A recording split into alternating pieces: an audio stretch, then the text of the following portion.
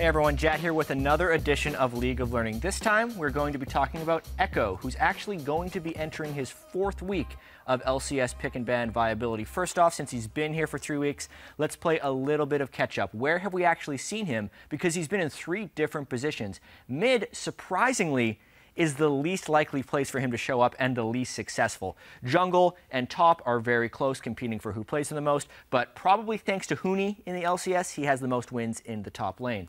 Aside from that, though, we just got to look at how his pick rate has actually declined since he entered the LCS. A lot of hype for him coming in week 3, so he was picked and banned a total of 16 times. Slight decline in week 4, even bigger decline in week 5. And guess what?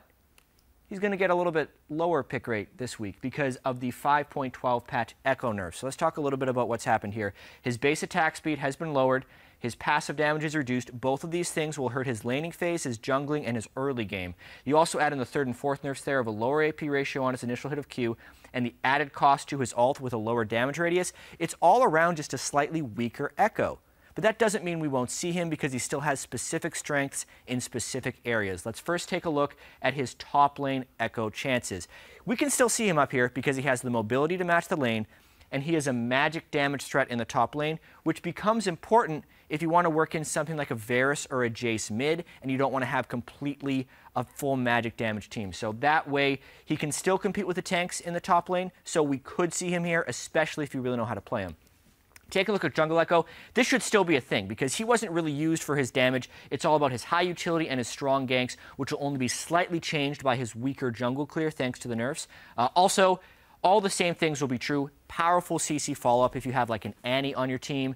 Landing them in that force field will be really easy to get the long stun.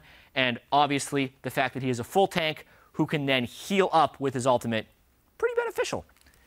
Unfortunately, mid Ekko may not see nearly as much play. Maybe we will cease to have seen him.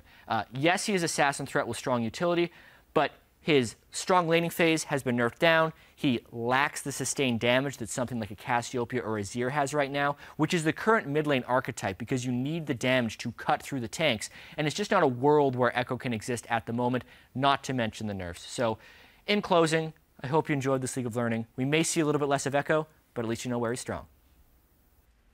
Hello!